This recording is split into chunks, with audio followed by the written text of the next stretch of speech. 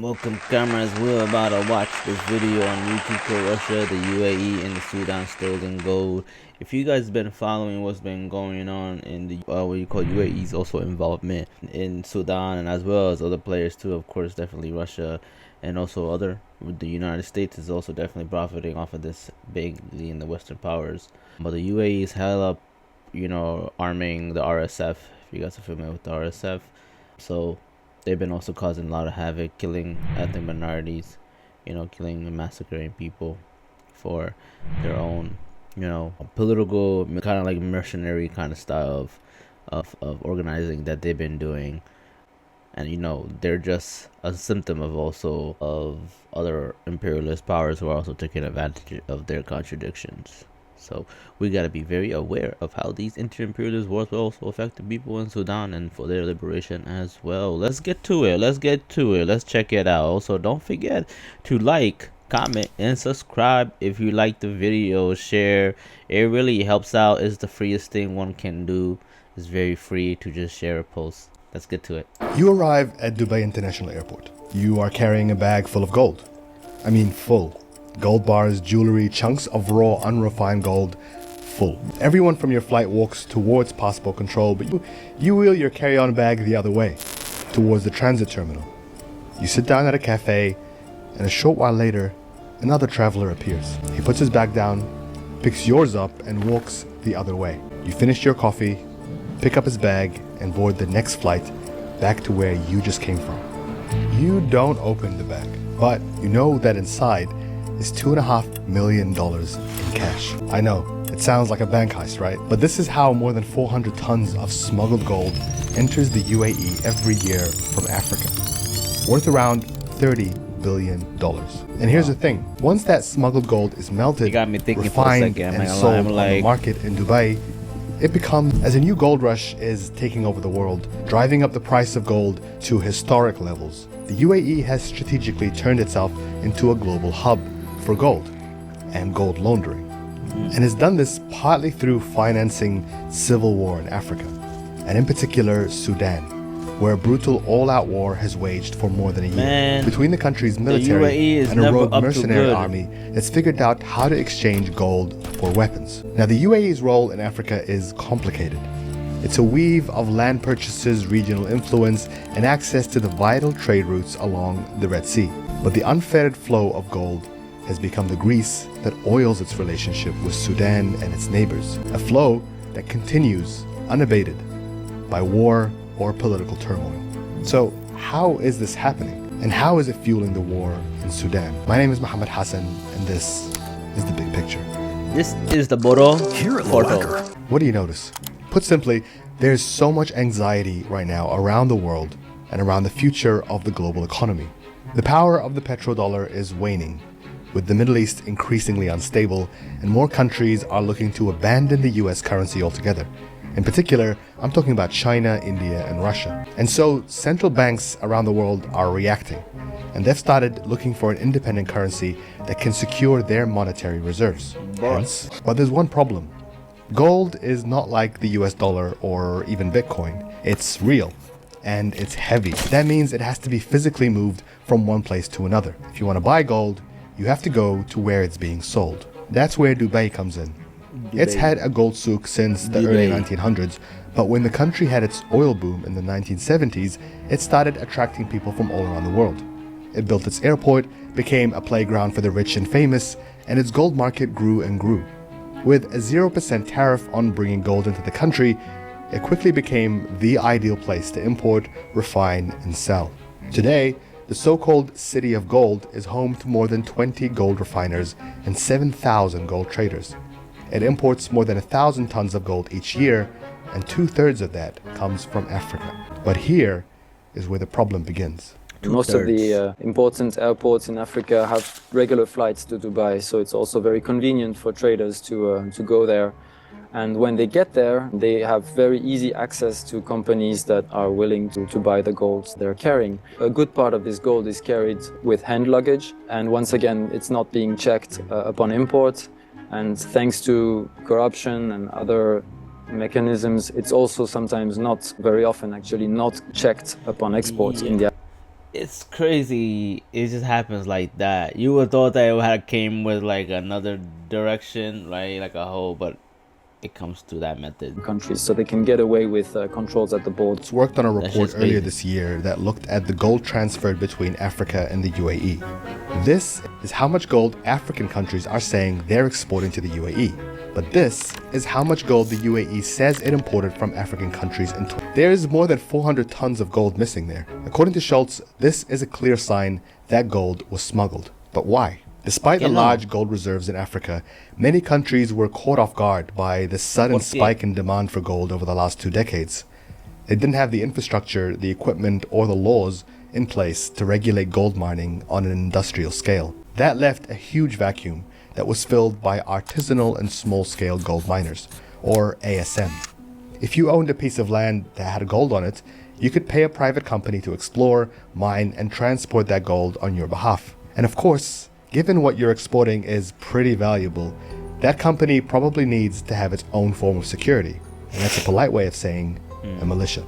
And when you have a very volatile situation or even an armed conflict like in Sudan, then of course you have these armed groups that seek to take control of the mines and enrich themselves by trading the yellow metal. And that's typically what we're observing at the moment in Sudan has been in a state of near constant war for decades, and its former leader, Omar al-Bashir, fueled the conflict by empowering both the military as well as regional mercenary groups to help him quash anti-government rebellions in places like Darfur, where the worst of the fighting was taking place. In 2011, the international community stepped in, splitting the country along ethnic and religious lines and forming South Sudan. The problem was, Every time when the international community, specifically when it's like led by the United Nations, things just get worse. 75% of Sudan's large oil reserves were in the south, and overnight the government lost its single biggest source of income. Now, Sudan always knew it had gold, but it had never really explored it before. It also had a big problem. After the war in Darfur, crippling US sanctions meant that Sudan couldn't just hire international mining companies to help it set up its industry. So instead, al-Bashir handed out subsidized contracts to anyone who had the means to mine that gold. And most of those contracts went to generals and rebel leaders who'd helped him fight in Darfur. With so many actors and little to no official regulation, what should have become Sudan's burgeoning gold industry instead became ripe with corruption. In 2017, reports started reaching the country's trade ministry that Khartoum airport and the port of Sudan were being used to smuggle out gold, mostly heading to the UAE. In one example, a 2-ton barrel of sand samples being loaded onto an Emirates airline flight was found to be largely made up of raw gold. In another instance, a sick woman was driven to the door of her flight in an ambulance. But the paramedic who was helping her get onto her flight was caught trying to sneak gold bars he'd hidden inside of an oxygen cylinder into her bag. In 2018, Sudan's trade minister Musa Karama sounded the alarm. One of the biggest untapped mines in the country was Jebel Amr in North Darfur. Welcome to the mistletoe. Aye. Thanks so much. Have a great holiday. Every charming little town has a dark It quickly fell into the hands of Hameti, or Mohammed in North Darfur. It quickly fell into the hands of Hameti, or Mohammed Hamdan Dagalo, the leader of the Rapid Support Forces. The RSF was a paramilitary group that grew out of the Janjaweed militia, whose leaders had been charged by the International Criminal Court with committing dozens of war crimes in Darfur. Hameti set up a private firm to oversee the gold production, Al Junaid Company, and left his brother in charge of it. The revenue from the gold would allow the RSF to expand. Hameti set up a private firm with committing dozens of war crimes in Darfur. Hameti set up a private firm to oversee the gold production, Al Junaid Company, and left his brother in charge of it. Of course. The revenue from the gold would allow the RSF to expand, buy weapons, and make Hameti one of the richest and most powerful men in Sudan. The RSF is rich. They have They getting business weapons from the interests and UAE, of business course. holdings Who that else should will. they be getting I mean, from? Hemeti bailed out the National Bank. It is one rich family, and they have their fingers in everything. And all their businesses are based in the UAE. During his rise to power, Hameti began fostering close ties to the UAE, where most of his financial operations were based, as well as Russia, which had long been Sudan's main military supplier. Russia was gearing up for an invasion of Ukraine and had begun stockpiling gold to finance its war effort. Its Wagner mercenary group had been active in Sudan since 2014, helping secure mining operations and facilitating the smuggling of gold out of the country. When Omar al-Bashir was toppled by a popular uprising in 2019, that relationship continued to flourish. Just days after the start of the Ukraine invasion, a Russian cargo plane carrying boxes of cookies was inspected by Khartoum airport officials. Turns out they weren't cookies. It was actually a ton of pure gold. The flight was one of 16 that year, likely facilitated by Sudan's army and likely heading to a Russian military base in Syria. Sudan's transitional government, now headed by the army chief Abdel Fattah al-Burhan and Hamidti as its deputy, attempted to consolidate the gold sector. In 2020, it nationalized the lucrative Jebel Amr mine and bought it from Hamidti's brother for $200 million, offering him an additional 33% of shares in Sudamin, the company set up to oversee gold mining. Not just that, but the RSF was assigned to secure the mine's operations, and this was a sign of what was to come. Despite promising to withdraw and allow the democratic process to take place, the Sudanese armed forces overthrew the transitional government and seized control in 2021. But quickly, with protests outraged by the coup taking over the country, the army struggled to control it. So they turned to Hamidti for help. The army couldn't hold on to security, so they invited the RSF into the capital to secure it for them, because they never thought the RSF would turn on them. Because of those miscalculations, we were at that point where Hamidti actually believed that he could wage war and he could win this war. Remember Wagner?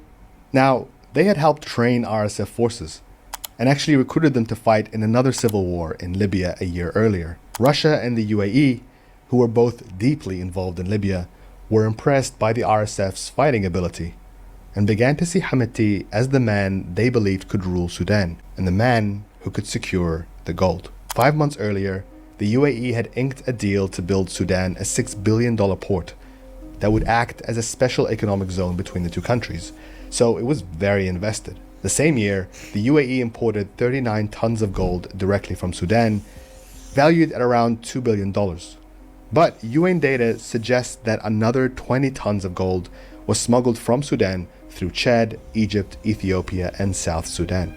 By the time war broke out again in April the following year, reports suggest that nearly all the gold that left Sudan's borders was flowing straight to Dubai.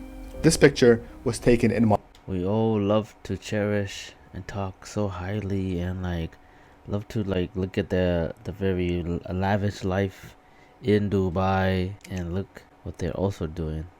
Another side of what they do in international, even inside what they do, they exploit the migrant exploited labor in mass to be able to do their indentured slavery style of exploitation that usually are South Asians, right? Also African migrant workers as well.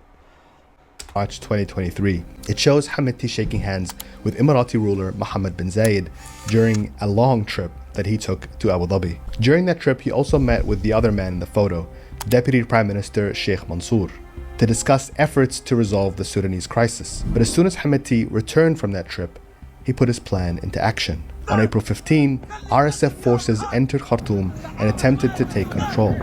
An all-out war was declared against the Sudanese armed forces, and Hamidti made crystal clear his ambitions to take over. The war devastated Sudan, killing over 15,000 civilians and leaving more than 10 million displaced.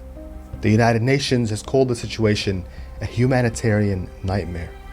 With 26 million people, that's half of all Sudanese at risk of acute hunger. This in a country that's still exporting billions of dollars worth of gold every year.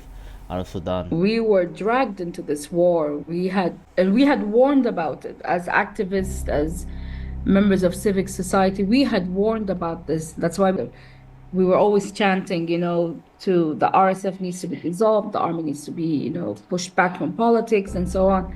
But we weren't listened to. We were cast aside. And imagine being able to build an app with your... it's not the politicians, it's not the army generals, it's not the militia, it's us, For many of us, we've lost everything. And we can't even start from scratch because we're not being allowed to start from scratch. So it's just this sense of where do we go from here? What do we do now? And it was also that sense that no one actually cares. It's very disconcerting in a bit, as in, because I see people, for example, talking about Gaza the whole time. I'm all for it. But when you talk about Congo or Sudan or something else, they're like, but it's between, it's between your own people. But they don't seem to understand that it's not between our two people. It's a proxy. So we're being used as a proxy for other countries, and these other countries wield way too much power. As the fighting in Sudan went on month after month, people started asking, where's Hamiti getting all these weapons? All of these tanks and drones? Well, officials in Libya told us that the RSF allegedly have been armed on the Emiratis' behalf through Libyan proxies. The military shipments would be flown from Libyan airports to the Central African Republic, then driven overland into Darfur. Wagner Group, which has been working with the CAR's embattled government, had transported advanced weapons across the border into Sudan, including missiles and anti-aircraft systems. The same thing was happening in Chad, where cargo flights from the UAE have been landing on a daily basis in a remote border town, supplying powerful weapons and drones, treating injured RSF fighters and airlifting some of them to military hospitals in Abu Dhabi. In Uganda, the leadership holds strong ties with Hamiti's family and the UAE. In August 2023, this video was captured of a private plane belonging to a Ugandan company landing in Sudan's North Kordofan state. According to local sources, the plane had arrived from the UAE and was carrying Russian-made artillery rockets. Last November, Sudan's army generals called out the Emirates directly. أما دولة الإمارات أنا ما قادر أنا أعرف منظمة إرهابية أعرف منظمة مافيا منظمة إجرامية لكن دولة مافيا أول مرة نسمع بها. The UAE has denied these allegations, saying it was only providing humanitarian support and that it has consistently called for de-escalation, a ceasefire, and the initiation of diplomatic dialogue. The RSF has also denied it's getting weapons from the UAE. They say that they have their own means of accessing and transporting arms. And while ceasefire talks start and stop without any progress, Hamiti has continued his diplomatic visits to African neighbors, painting himself as the man trying to save Sudan. Meanwhile, people in Khartoum are sharing stories of RSF soldiers breaking into their houses with metal detectors specifically designed to find gold. Wow. Last year, the US, UK, and several EU countries put sanctions on private companies belonging to the RSF and the Sudanese armed forces. They included the UAE-based gold mining company Al Junaid, run by Hamiti's brother, who was also placed under sanctions. Then in January 2025, the Biden administration extended those sanctions to Hamiti himself, accusing the RSF of committing genocide in Sudan. But despite efforts by Sudan's government to halt the UAE administration extended those sanctions. Then in January 2025, the Biden administration extended those sanctions to Hamiti himself, accusing the RSF of committing genocide in Sudan. But despite efforts by Sudan's government to hold the UAE responsible, the International Court